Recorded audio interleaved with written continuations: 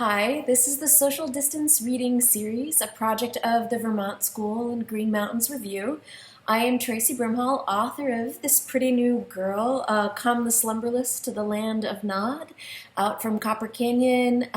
March 31st is technically her birthday, though I get to hang out with her a little bit early. Thank you for joining me in my living room, kitchen, open concept situation in Manhattan, Kansas. That's Manhattan, Kansas, the Little Apple, out here in the middle of nowhere on the prairie. This new baby, Come Slumberless to the Land of Nod, is full of lullabies and murder ballads. So there are lots of lullaby poems in it because I was pregnant with my son while my friend's murder trial was going on. So the lyric essays throughout the book are all called murder ballads. And this is my fourth book. The last one, Zadagi, was out from Copper Canyon a few years ago. So I'll just start with one of the lullabies, and this is called If That Diamond Ring Don't Shine. Well then, rubies or topaz or a star sapphire gleaming from a witch's middle finger, but not the finger itself, which I will hide, just the gem and gold it glimmers from. And if that pulls you from your doze, then Brahms, or its sequel with a brighter budget and computer-simulated roses. If not milk, patience. And if not patience, we'll hunt the mockingbird and all its known aliases. If not the shepherd's roll call of 1 sheep, 2 sheep, 3, then we'll listen to the secular gossip of cicadas, who have only one rumor anyway. If not the documentary on the nocturnal habits of Serengeti predators, then the outtakes. If not nannied by the stars or nursed by the moon, then dreams that don't know your middle kingdom, your vowel dominion, your stage 1 REM cycle, your hypnic myoclonia, your stir and hush and cry. My son is nowhere to be seen right now, but he is 6 now. So just to say too that sometimes we gestate these poems and these books for a long time. The other thing I wanted to talk about too is influence and heritage and how long sometimes a poem can take. And so I know that this next poem, it came from a Robert Bly poem, whose title I can't recall, but somebody just, I think it was at a cabin somewhere, just recited this poem, this list poem by Robert Bly. And it was, the anaphora was like, it's okay if this, it's okay if this. And I just sort of liked the sort of like casual affirmation of this poem. And the one line I think I can kind of recall is, it's okay if you grow your wings on the way down, which also very much reminds me of Jack Gilbert and Flying and Falling. So what I stole from that poem is just an anaphora that's also an assurance. And this poem is called Contender, and I mentioned Secretariat at the end. So Secretariat, if people don't know racehorses or didn't see, I think it was a gum commercial about Secretariat. Secretariat is a racehorse that was born with an overly large heart, which was part of the key to Secretariat's success, was his ginormous organ there. So this is Contender. It's all right to overdress for the riot. Your rage is stunning. It's all right to pursue the wrong pleasures and the right suffering. Here's my permission. Take it. It's all right to replace the siren with a bell. Your emergency should make its music.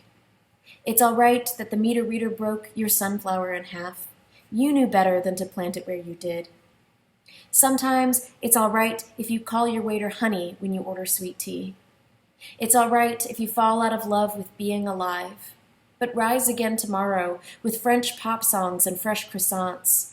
Wear all your gold to church and try, really try, to believe anything but a stethoscope can hear your heart's urgency. It's all right that your mother died. So will your father and your son, but hopefully not before you. It's all right to lie naked in the rain and refuse to go inside, even when the moon tries to make your cold thighs shine. It's okay to lick the ice cream cake from your fingers. Do it, now, in front of everyone. And if what falls on the children lining up their cars for the soapbox derby is not snow but ash, that's all right. Celebrate the mutable body. And if you write notes to friends and senators in primary colors, that's fine. It's even okay to begrudge the stubborn pears in the wooden bowl. You're right, you know. They're waiting to yellow until you turn away. It's all right that in the economy of forgiveness, you keep coming up one daffodil short. It's all right if you ask your heart to grow the size of secretariats, not because you want to outrun other horses or because your legs are classic, but because you, too, want to be buried whole after someone examines the insensible engine you left behind. I am of the beloved's name, no longer metronoming the valves, and places that slick fist in a stainless tray for weighing and shouts, "Sweet Jesus," before describing its ungodly heft with superlatives. Your heart, the most tireless, wildest, wiliest, thirstiest heat on record. The next one I'll read is called Thanatopsis, and it does say it in the back of the book, but the poem's origin is a poem by Amy Nizuka Matadel. And the idea, even though it doesn't look or sound quite like her, was to use this poem that she'd written that was ekphrastic of Dali, and just how she would create these loops between this external thing, facts, and personal things. And I was teaching my students this book and looking at this poem, and I just, as I rarely end up doing the prompts I offer my students, which I think is sort of foolish. We come up with these ideas of how we think our students can write, really good poems, and then sometimes we forget to take those suggestions ourselves. So this poem is called Thanatopsis. It's hard to believe, I know, but I swear most elephants weigh less than the tongue of a blue whale. This might be easier to believe. I dream of dead lovers when my anxiety is high, their lashes like parentheses, their amputated histories thickening in me like bezoars when I lick the little black mouths of the shower drain. When I practice my new lover's death, I judge my love's depth by how many tears arrive for grief's rehearsal. I've practiced card tricks, crossovers, quick comebacks. When Dali heard rumors Lorca would be assassinated, he painted a piano floating out of a skeleton's teeth. Can you believe it? Can you believe a hippo can open its mouth wide enough to fit a 4-foot child inside? I keep forcing my child still against a wall, balancing a pen on top of his skull to measure if he's past the point he would fit in a dangerous yawn. A woman tells me her husband committed suicide last year, with the gun she'd helped him buy for that purpose 15 years ago. A relief, I think, to not imagine every death, but wait for the one you know is coming. She has a new hip, she says, an acheless steel joint. Maybe she'll even dance again, her hair red as desert light and survival. It's also hard to believe, but right now, vibrating honeybees are cooking a wasp with the heat of their bodies. I've imagined my son dead. Imagined his loss in summer cars, in sleep, from an unholstered hero at a playground. Already he tells me he will love me even when I'm dead. You think I should only believe what I see, but I test my hand in the cardinal's nest and hear its wingless heat. I see a skull's smile slide toward music resting unplayed above it. Can you see it? My son's ribs, a white hive, a prolific darkness. My love can't save him. Unbelievable. The body, an instrument. Good night, a warning.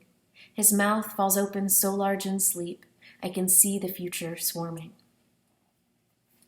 And I'll end with one that maybe isn't as much of a bummer, though I tend to put a lot of the dark stuff I'm working out into a poem. But the last one I'll read is also a poem that's secretly kind of an after poem, though I hope I've moved far enough away from the influence. But it came from a Natalie Diaz poem that came out in one of the poem-a-days that the Academy of American Poets does. And in it, it sort of starts too with this let's change the nature of language and what we think we're saying. And so it starts off by trying to rename the 5 stages of grief as defined by Elizabeth Kubler-Ross. Because also I know too that those stages of grief were only intended for terminal patients, not for those who are left behind in grieving, and that our experience of grief doesn't correspond to those 5 stages that were actually taken from interviews with those who were dying of terminal illness. So this is from The Buried Kingdom of Together Still, and mentions several of those 5 stages of Elizabeth Kubler-Ross stages of grief. From The Buried Kingdom of Together Still, let's not call it denial anymore. Let me name the miles between his mouth and mine, temporary as season, and then let it be spring and bruiseless again, rank as geraniums in the noon heat, astonished as skin before blood slips like a memory across the distance of a wound. Like you, I have let myself belong to someone and stood on a bridge and told him I'd never leave 2 days before I did. But who doesn't offer a lie when the air heaves unsweet and green with the stalled rain and a sky blue as a new world? Let's not call it bargaining anymore and say a wish is the daughter of longing. Natural consequence, youngest shame, oldest hunger. Let me come to the altar of each noun and offer to distance burnt roses and a western wind, to time the black hourglass in the gold of a goat's eye, to greed my tongue, rotten garnets scabbed at its root, but not my vocal cords, the pearl of each blister hurting its sister, the sternum burn of that scream, its painful goodness. When you tell me I held the ashen love of a marriage and accepted its death, but my husband kept trying to resuscitate it, I put a cigarette out on an apple, bend it into an italic S in the skin.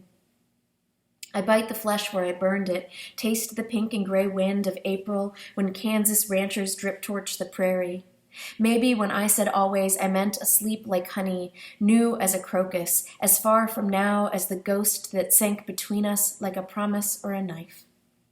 Let's call it then or never, or accept that a heart heals like a grave.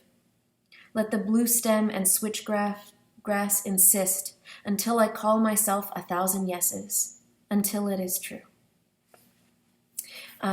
So again, those were all from this book, Come the Slumberless to the Land of Nod, which has both poems and essays in it, out from Copper Canyon, March 31st.